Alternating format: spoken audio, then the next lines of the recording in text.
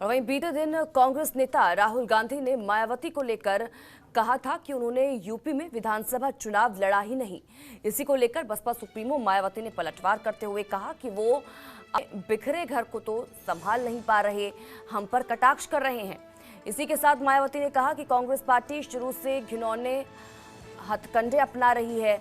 राहुल गांधी का ये कहना कि मैंने जवाब नहीं दिया, ये बात गलत है, इसमें कोई सच्चाई नहीं है। कांग्रेस को दूसरी पार्टियों की चिंता करनी चाहिए, ये मायावती की तरफ से कहा गया है। उस बयान पर जब राहुल गांधी की तरफ से ये बयान दिया गया था कि हमने विधानसभा चुनाव में गठबंधन की बात कही थी और हमने कहा था कि साथ मिलकर चुनाव लड़ते हैं, लेकिन और हमने ये भी कहा था कि उनको सीएम फेस के लिए भी हमने कहा था, लेकिन मायावती की तरफ से इस पर बात ही नहीं की गई।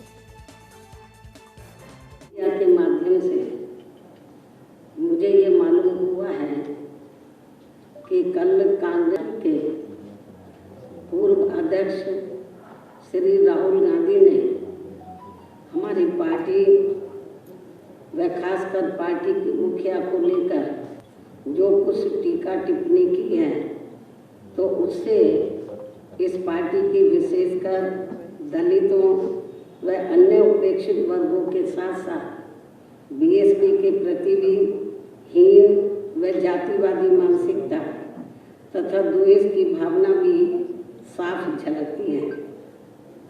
जबकि इन वर्गों के लोगों को अपने पैरों पर खड़ा करने के लिए बीएसपी पूरे जी जान से लगी है और जिन्हें कांग्रेस पार्टी ने अपने लंबे अरसे के रहे शासनकाल में इनकी सामाजिक एवं आर्थिक स्थिति में सुधार लाने के लिए जमीनी हकीकत में कुछ भी ठोस कदम नहीं उठाए।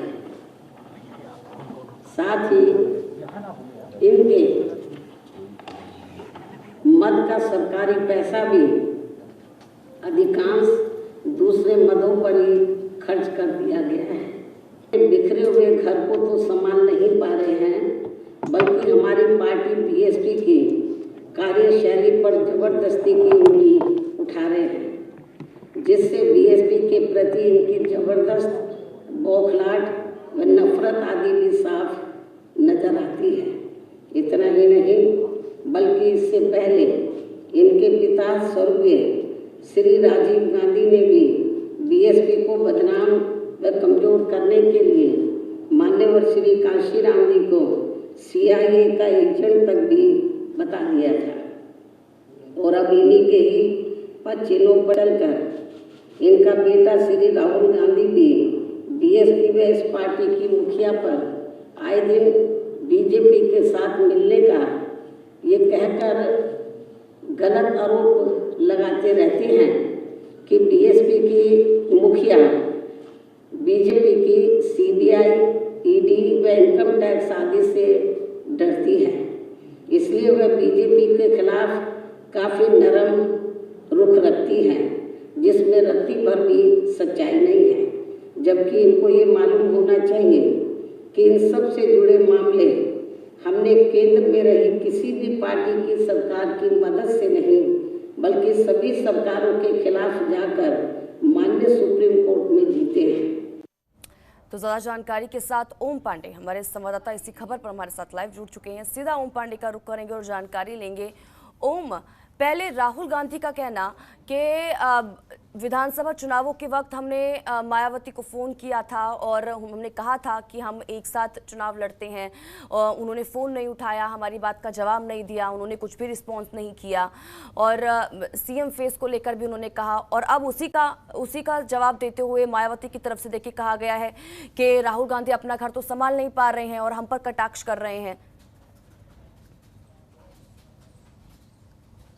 स्वाति, सबसे बड़ी बात यह है कि जिस तरह से वायनाड में राहुल गांधी जो पूर्व कांग्रेस के अध्यक्ष हैं, उन्होंने जिस तरह से बयान दिया है, उस बयान को अगर हम समझने की कोशिश करें, जिस तरह से उन्होंने कहा कि उत्तर प्रदेश में चुनाव थे, वो चाहते थे कि बीएसपी के साथ उनका गठबंधन हो जाए। जो है, अगर चेहरे की बात करें तो स्वयं मायावती को मुख्यमंत्री चेहरा बनाना चाहते थे। इसके साथ साथ उन्होंने उन पर आरोप भी लगाए। आरोप लगाते उन्होंने कहा कि वो अपना वोट ट्रांसफर करा दिया बीजेपी की तरफ। इसके साथ साथ उन्होंने कहा कि ईडी और सीबीआई से जो है मायावती डरती हैं। तो जाहिर सी बात है, ऐसे बयानों को लेकर के अगर बात करें तो इस बात का अंदेशा था कि मायावती इस बात को लेकर जवाब देंगी। और आज जो है वो 11 बजे अपने जो 9 माइल एवेन्यू आवास है उस पर जो है एक मीडिया से रूबरू हुई, और मीडिया से रूबरू होने के बाद लगभग 20 मिनट जो प्रेस कॉन्फ्रेंस की, और 20 मिनट के प्रेस कॉन्फ्रेंस में उन्होंने कई ऐसी बातें हैं, यूं कहें कि राहुल गांधी को करारा जवाब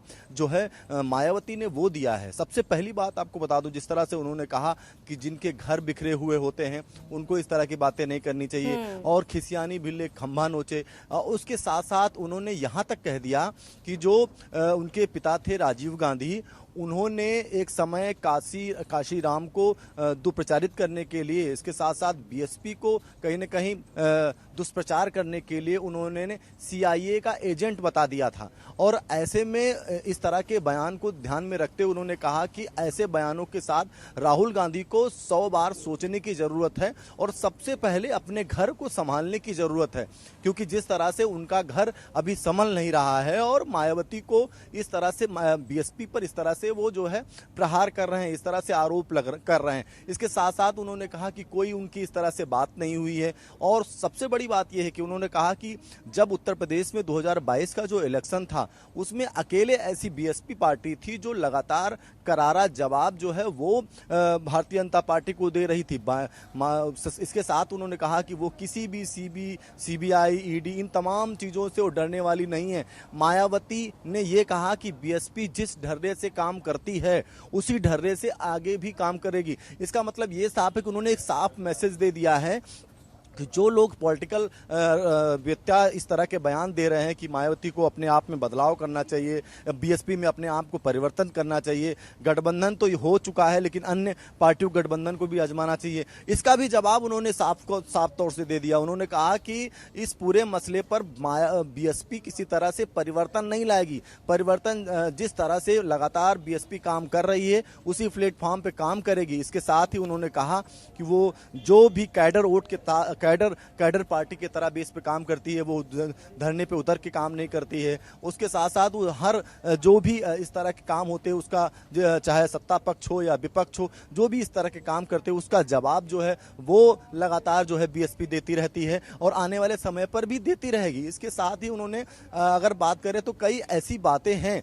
जिनके माध्यम से आज राहुल गांधी को उन्होंने करारा जवाब दिया है, और राहुल गांधी को इस बात से भी लगाकर कहा कि वो जातिवादी भावना के हैं। 2007 से 2012 के बीच में जब बीएसपी की उत्तर प्रदेश में बहुजन समाज पार्टी की सरकार थी, उस समय केंद्र में कांग्रेस की सरकार थी, और कांग्रेस की सरकार के रहते समय जो उनके दलितों के लिए और या उनके उत्तर प्रदेश के विकास के लिए जो पैसा आता था वो पैसा ना भेजकर किसी अन्य काम में जो है वो कांग्रेस पार्टी ने लगा दिया। इस तरह का आरोप लगाया। उसके साथ साथ उन्होंने कहा कि दलितों के हित की बात कांग्रेस कैसे कर रही है। कांग्रेस को लेकर के उन्होंने और भी कई ऐसे आरोप हैं। उन्होंने कहा कि कांग्रेस ने कभी भी दलितों के हित में नहीं काम किया है। कोई भी ऐसी योजनाओं की बात करें, जब उनकी केंद्र में सरकार रही है तो कोई भी ऐसी योजनाएं थी जिन किसी भी योजना को उन्होंने उत्तर प्रदेश में या देश में दलितों के हित में लाने का काम नहीं किया है। इसके साथ साथ उन्होंने कहा कि जिस तरह से लगातार राहुल गांधी का ये जो बयान है वो ऐसे बयानों को जब दें तो कम से कम 100 बार सोचें और 100 बार विचार करें, उसके बाद इस तरह के बयानों को दें। इसके साथ साथ उन्होंने ये भी कहा कि अब जो है जिस तरह से उनके जो परिणाम 2022 के उत्तर प्रदेश में आए हैं उसको लेकर के मंथन हो चुका है, और मंथन के बाद सभी को इस बात की जानकारी है कि आखिर किन वजहों से जो है उनकी पार्टी को जो है इतना बड़ा नुकसान उठाना पड़ा है। और इसके साथ साथ इस मंथन के बाद एक बार फिर जो है वो बहुजन समाज पार्टी खड़ी होगी, और खड़ी होने के साथ मजबूत तमाम होगी। जानकारी के लिए और हमारे साथ जुड़ने के लिए। खबरों के निष्पक्ष विश्लेषण के लिए सब्सक्राइब करें Jantantra TV and press the bell icon. Never miss any update.